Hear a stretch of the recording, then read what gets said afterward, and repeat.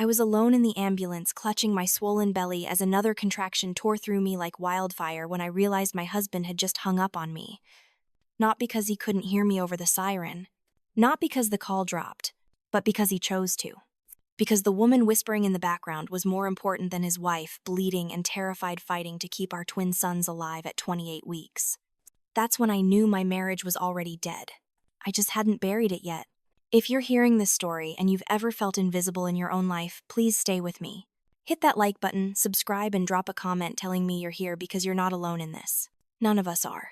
Let me take you back to where it all started 6 months before that ambulance ride that changed everything. It was our 5th wedding anniversary when I first felt the crack in our perfect picture. I stood in my studio, our converted garage in Denver that smelled of linseed oil and turpentine, putting the final touches on a painting of an angel with torn wings. I didn't realize then that I was painting myself. The morning light filtered through the dusty windows, catching the gold leaf I'd applied to the edges of those broken feathers, making them shimmer despite their damage. Dylan walked in carrying roses, the expensive kind from the florist on 16th Street, not the grocery store variety. His smile was camera-ready, the same one he used in his corporate headshots. He was wearing that charcoal suit I'd helped him pick out, the one that made him look like he belonged in a corner office, which he did. My husband was successful, ambitious, everything I'd thought I wanted when we met at that gallery opening 7 years ago. "Happy anniversary, babe," he said, kissing my cheek without actually looking at the painting I'd been working on for 3 weeks. His lips were cold. I searched his eyes as I thanked him, looking for the warmth that used to be there, the way he used to study my paintings like they were windows into my soul. Instead, I found something distant, something that made my stomach clench. But I pushed it away. I was good at that. I'd been pushing away uncomfortable truths for months, maybe longer. The way he'd started checking his phone during dinner. The way he'd stopped asking about my art. The way intimacy had become scheduled, mechanical, something to check off a list. "We have the ultrasound today," I reminded him, wiping paint from my hands with a rag that had seen better days. "The 20-week scan." "Right," he said, glancing at his watch. "What time?" 2 o'clock. "Same as I told you last week." "And the week before that?" He nodded, but I could see him mentally rearranging his day, calculating whether he could squeeze in another meeting, another phone call, another moment of anything that wasn't this, wasn't us. The ultrasound clinic was one of those newer facilities in Cherry Creek. All soft lighting and comfortable chairs, designed to make the miracle of life feel like a spa day. I lay on the examination table, my shirt pulled up, that cold gel spreading across my belly. Dylan sat beside me, but his fingers were dancing across his phone screen, his jaw tight with whatever work crisis was unfolding in his inbox. The technician, a woman named Marie, with kind eyes and steady hands, moved the wand across my stomach. Her expression shifted, eyebrows rising slightly. She adjusted the screen, moved the wand again, then smiled.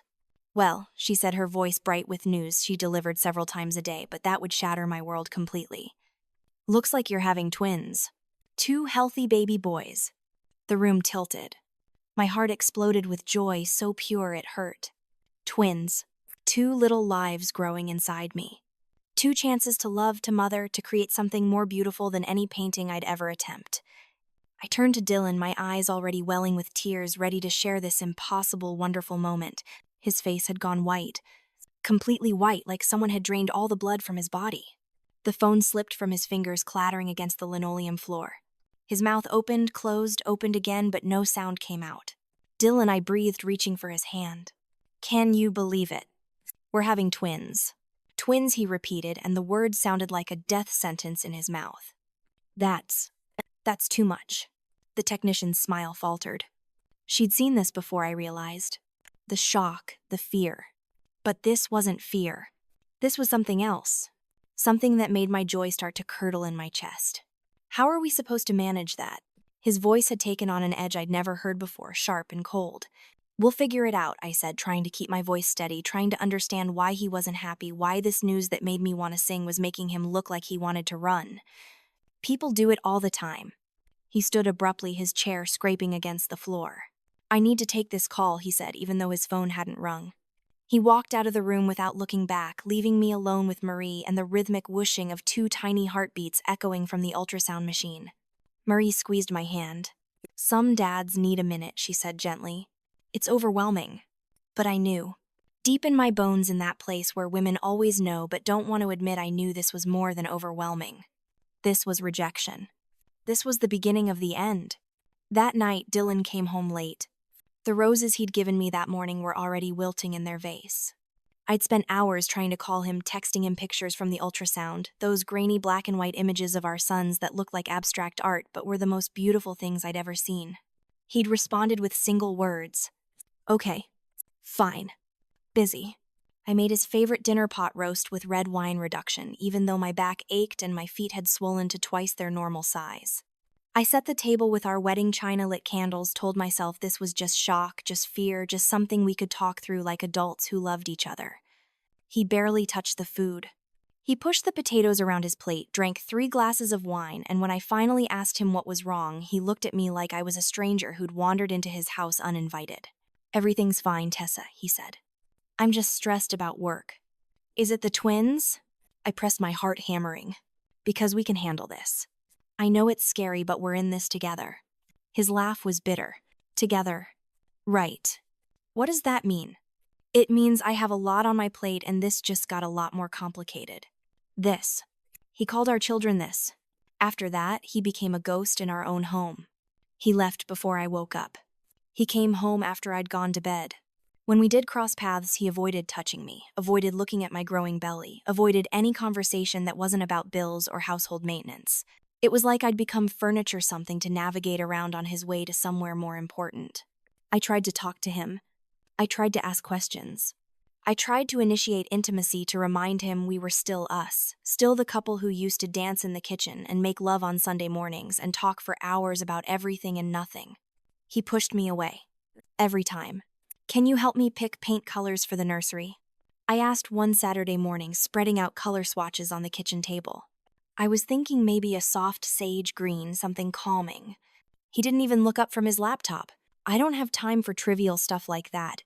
I have a major deal closing. Trivial. Our son's nursery was trivial. A week later, I found a receipt in his coat pocket when I was doing laundry. Dinner at the Palace, Denver's most expensive French restaurant. $247. We hadn't eaten there since our engagement. I checked our bank statements on a hunch that made me feel sick.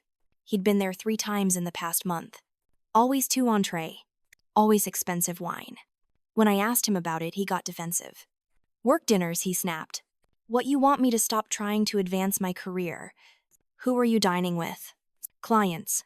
Colleagues. None of your business. I'm your wife. It's absolutely my business. He grabbed his keys and left. He was gone all night. Then his mother arrived. Barbara didn't believe in calling ahead or respecting boundaries.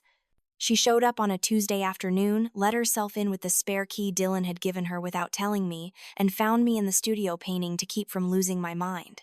She surveyed the painting I was working on, a woman breaking free from chains, her face turned toward an unseen light. Barbara's lip curled. How artistic, she said, her tone making it clear art was somewhere below garbage collection on her hierarchy of acceptable occupations. No wonder my son is stressed. Excuse me. She walked into my space, invading it like she invaded everything, and turned those cold blue eyes on me. The same eyes Dylan had, the same eyes that used to look at me with love, but now only held judgment. Do you know what you've done? She asked. Dylan had plans. Real plans. A career trajectory. And now you've trapped him with 2 children he can't afford. I didn't trap anyone, I said, my voice shaking with anger I couldn't quite unleash. These are his children too. He wanted this family. Her laugh was cruel. He wanted a child. 1. Singular. He wanted a partner who contributed financially, not someone who plays with paint all day while he works himself to death. I contribute, I started, but she cut me off. Do you? Or do you just take?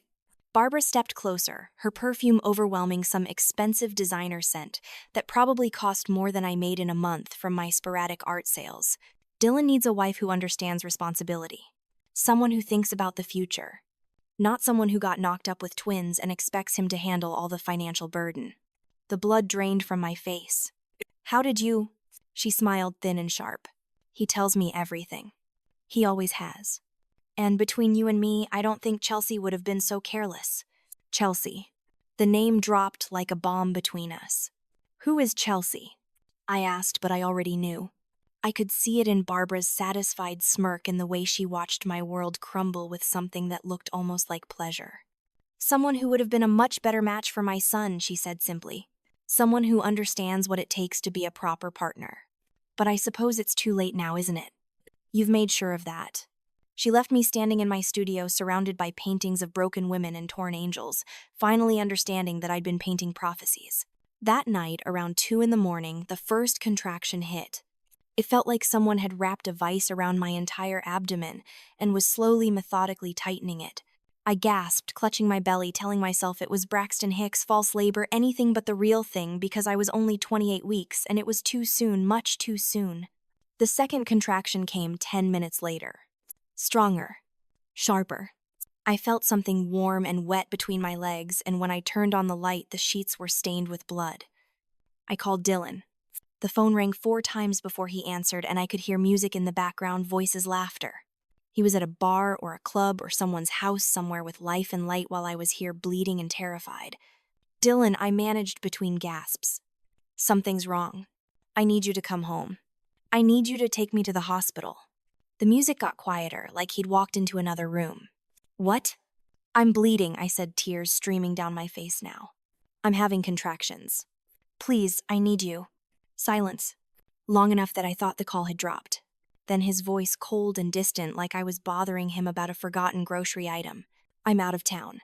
I have an important meeting in the morning. Out of town?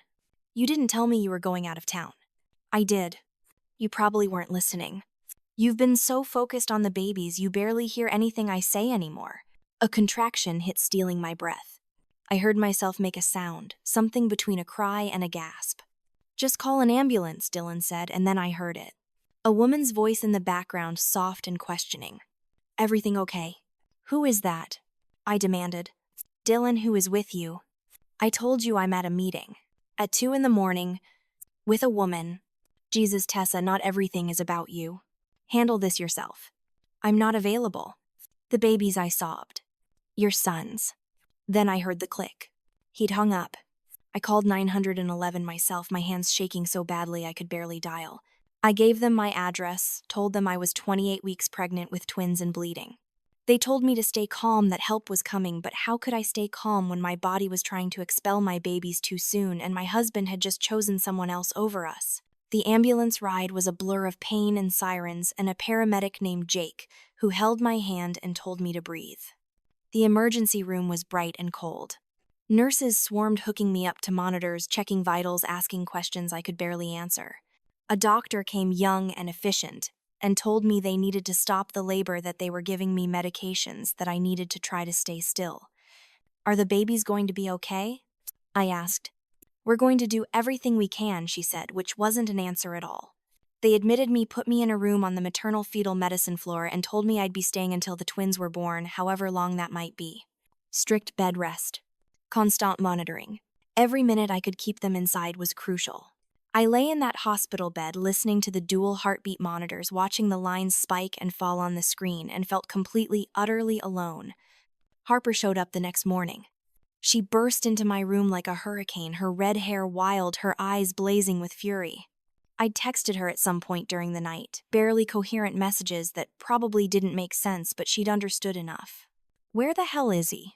She demanded, looking around the empty room like Dylan might be hiding behind the curtains. Not here, I whispered. She sat on the edge of my bed and took my hand. Her palm was warm, solid, real. Tell me everything. So I did. I told her about the ultrasound, about Dylan's reaction, about his mother's visit, about the phone call and the woman's voice and the click that ended my marriage.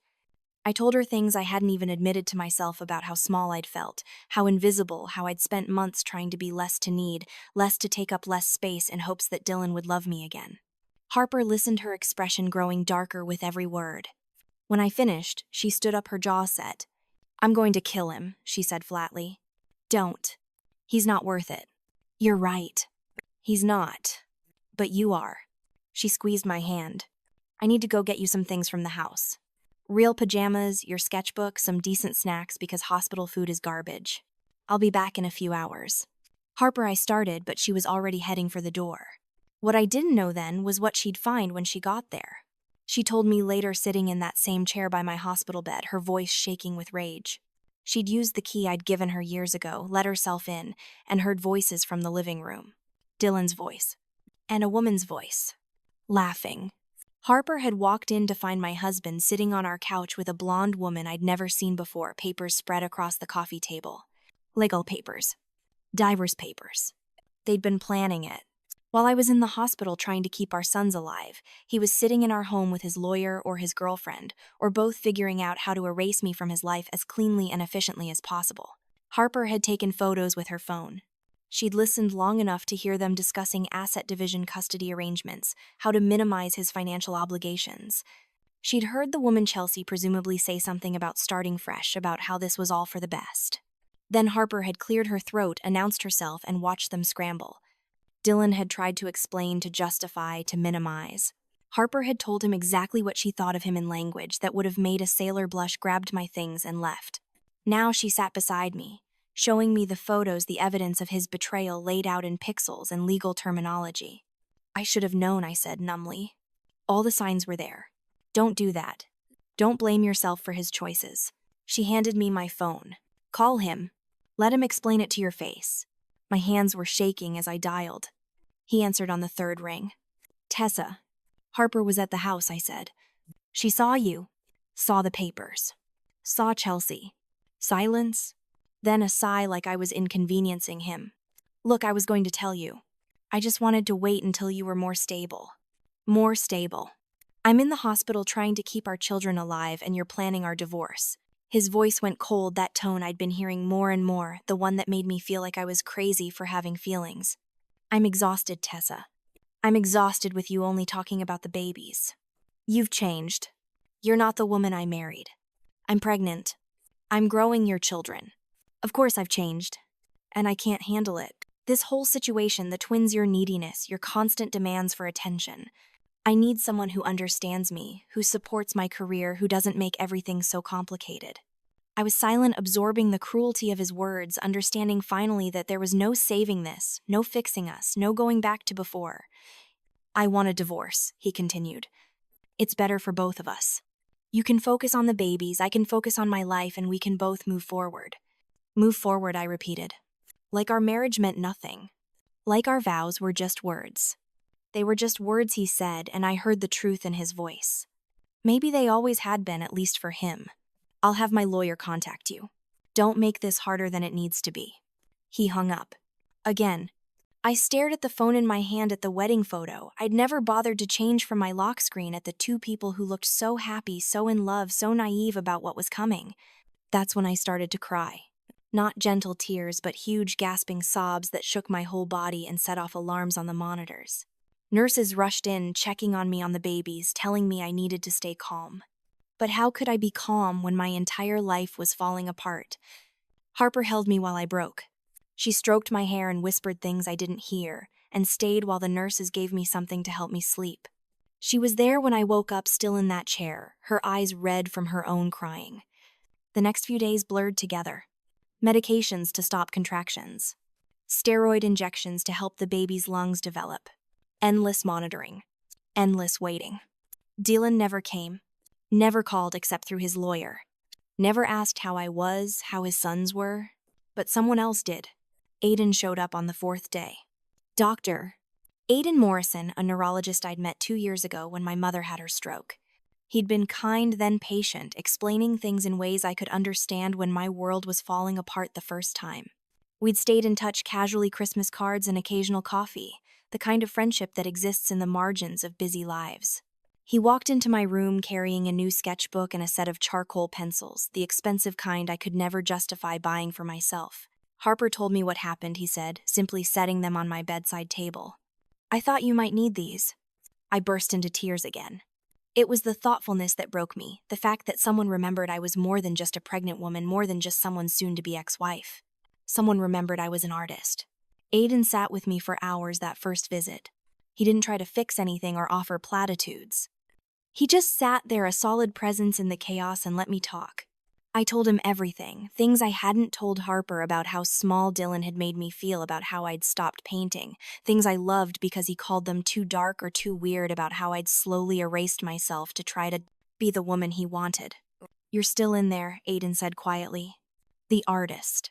The woman who painted angels with broken wings because she understood that damage doesn't mean death. You just forgot for a while. He came back the next day. And the day after that. Sometimes he'd sit and work on his laptop while I sketched. Sometimes we'd talk.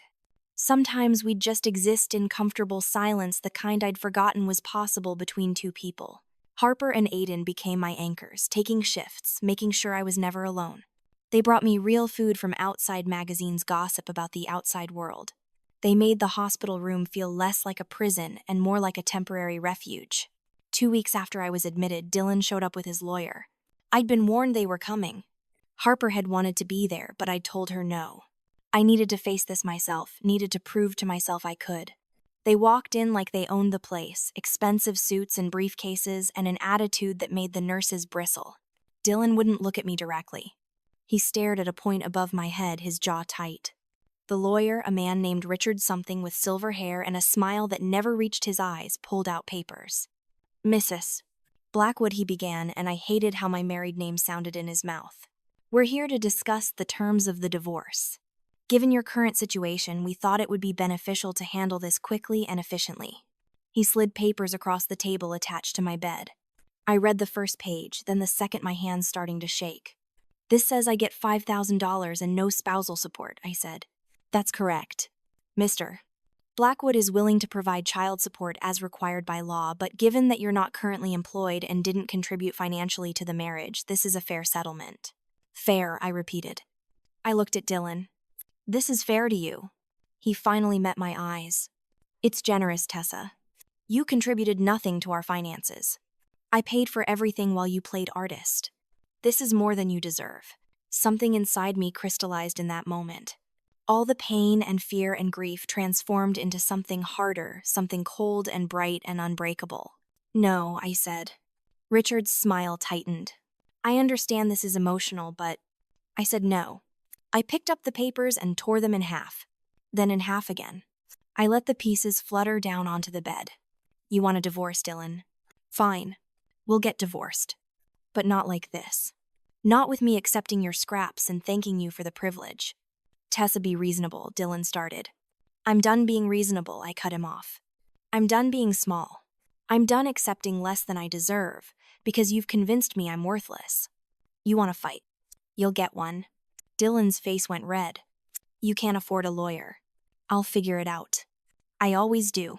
But I won't sign away my rights and my children's futures because you're impatient and guilty. Watch yourself, Richard warned. Antagonizing your husband won't help your case. Ex-husband, I corrected.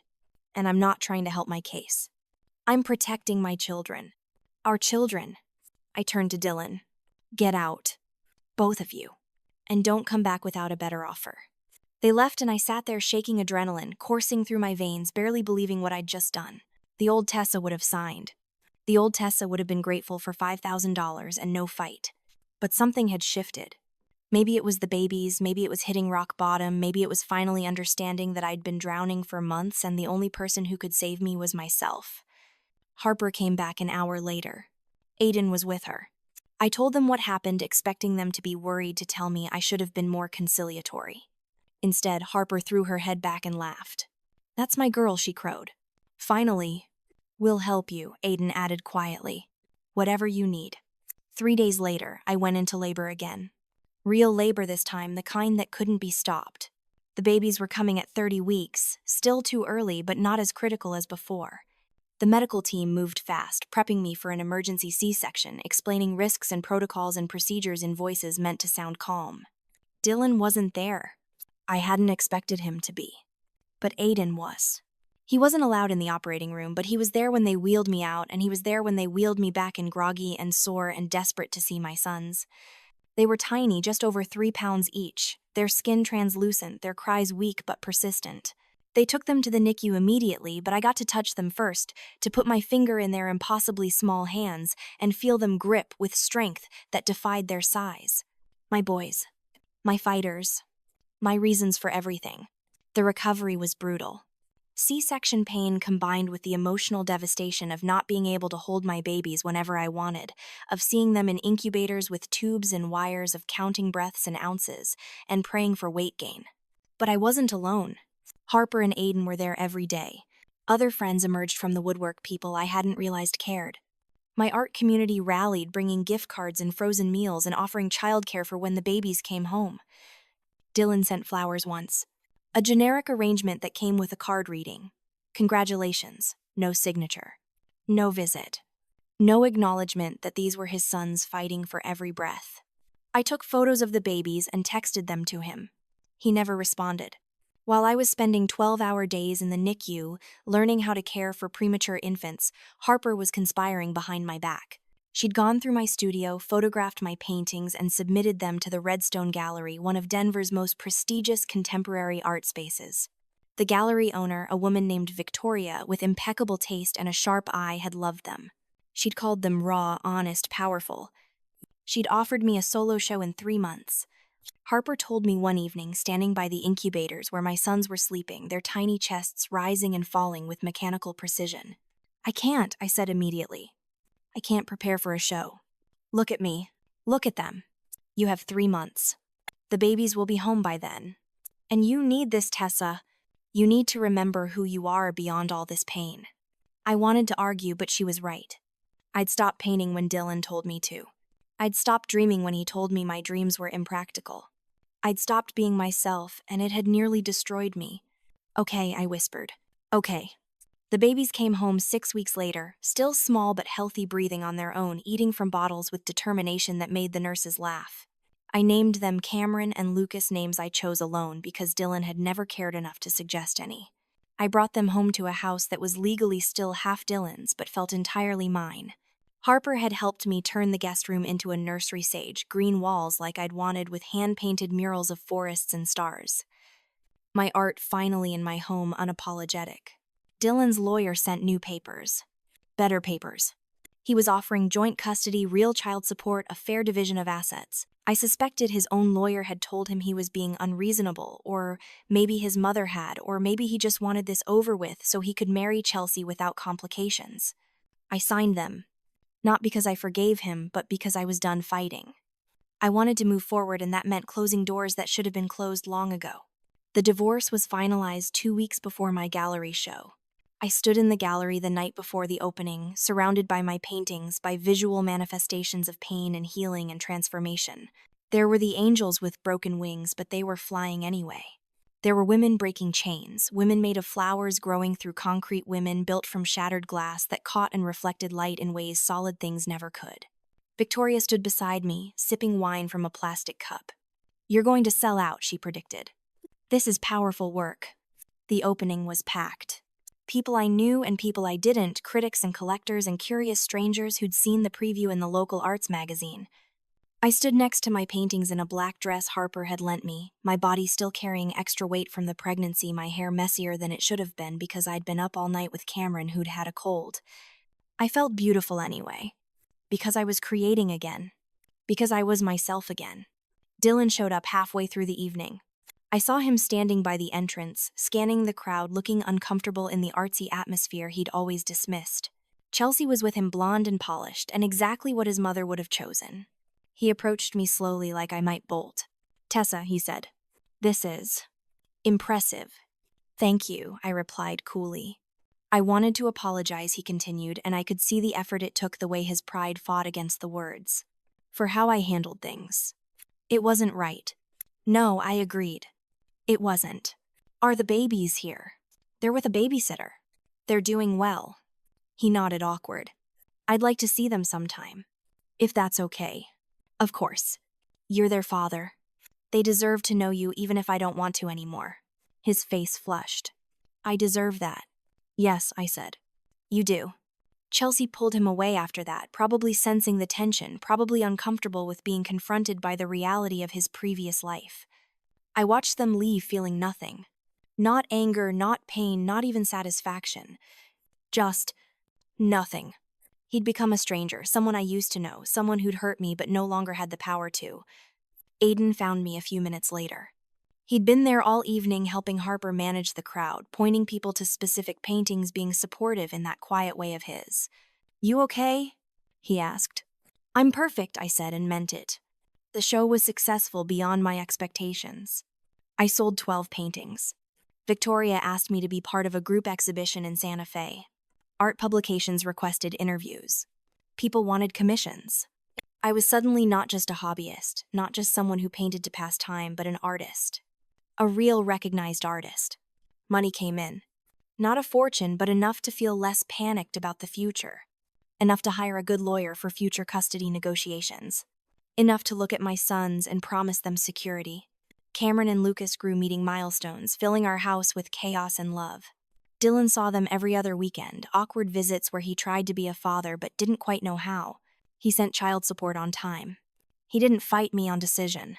We were cordial, polite strangers co-parenting. Harper and Aiden remained constants. Harper fierce and loyal, always ready to fight my battles. Aiden steady and kind, spending more and more time at my house, playing with the babies, helping with midnight feedings, being present in ways Dylan never had been. One evening, 6 months after the divorce was final, I was in my studio working on a new piece. It was different from my earlier work, brighter, more hopeful. A woman dancing in a field of wildflowers, her face turned toward the Sunday. Aiden came in holding Lucas, who'd been fussy. He bounced him gently, that practiced motion he'd learned from months of helping. "You're painting differently," he observed. "I feel different," I admitted. "Like I've moved through something and come out the other side." "You have." He came closer, studying the canvas. "You've rebuilt yourself." I looked at him, really looked at him, seeing him clearly, maybe for the first time. This man who'd shown up when I was broken. Who'd stayed through the chaos. Who'd asked nothing and given everything. "Thank you," I said. "For being here. For all of it." He smiled, the kind of smile that reached his eyes and made my chest feel warm. "I'm exactly where I want to be." Maybe that was the real ending, I thought later. Not the divorce, not the gallery show, not the moment I signed papers or sold a painting. But this moment, standing in my studio with a man who saw me, really saw me, holding my son, surrounded by art that told the truth of my life, the pain and the healing and the transformation. I thought I needed Dylan to love me, to be whole. I thought I needed his approval, his support, his presence. But what I really needed was to love myself. To approve of myself. To be present in my own life. The broken canvas of my old life became the foundation for something new. Something I built myself with my own hands, my own vision, my own strength. Sometimes you have to let everything fall apart to discover what you're really made of. And I discovered I was made of something unbreakable. So here's what I want to ask you, whoever is listening to this story. Have you ever felt invisible in your own life? Have you ever made yourself smaller to make someone else comfortable? Have you ever looked in the mirror and wondered where you went? If you have, I want you to know something. You're still in there. The person you were before, someone convinced you that you were too much or not enough. The dreams you had before someone told you they were impractical. The strength you possessed before someone made you believe you were weak. It's still there. All of it. Waiting for you to remember. My ex-husband thought he was taking everything when he left. My home, my security, my future. But he couldn't take the one thing that mattered most. He couldn't take me from myself. Not permanently. Not unless I let him. And I chose not to let him. I chose to fight when fighting seemed impossible. I chose to create when creating seemed frivolous. I chose to believe in my own worth when everyone else was telling me I had none. And those choices, those small, terrifying, defiant choices, changed everything. Today my sons are 2 years old. They're loud and messy and beautiful. They have their father's eyes, but my stubbornness, thank God. Cameron wants to be an astronaut. Lucas wants to be a dinosaur. They're perfect. I'm still painting. I have another gallery show next month, this one in New York. The Denver posted a profile on me last week, calling me one of Colorado's emerging contemporary artists. I read it 3 times, still not quite believing it was about me. Aiden is still here. We're taking things slow, learning what it means to build something healthy after surviving something toxic. He's patient. He's kind. He sees me. Really sees me. And more importantly, I see myself now. I don't need him to complete me because I'm already complete. But I want him here anyway, and that's the difference. Dylan married Chelsea 6 months after our divorce was final.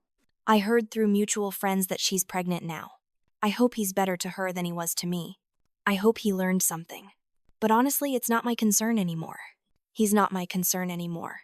He's just the guy who comes to pick up my kids every other weekend, the man who helped create 2 incredible humans but couldn't be the partner I needed. And that's okay. Because his failure to love me properly taught me how to love myself completely. My mother-in-law Barbara tried to contact me last month. She wanted to see the twins, wanted to make amends. I politely declined. Some relationships aren't worth salvaging, and some boundaries are meant to be permanent. She made her choices. I'm making mine. Harper is my son's godmother. She cries every time she holds them, these babies. She helped me fight for these lives that almost didn't happen. She's dating someone now, a woman who makes her laugh, and I've never seen her happier. We have wine nights once a week when the babies are with Dylan, and we toast to survival, to friendship, to the family we chose. My studio is full again. Full of canvases and paint and possibility. Full of half-finished pieces and wild ideas and the beautiful mess of creation. I paint when the babies sleep. I paint when they're at daycare. I paint because I have to, because it's who I am, because I finally gave myself permission to take up space. The angel with broken wings that I painted on my anniversary, the one that started all of this, hangs in my living room now. I kept it. Not as a reminder of pain, but as proof of prophecy. Because those wings weren't broken. They were breaking free. That's what I learned through all of this.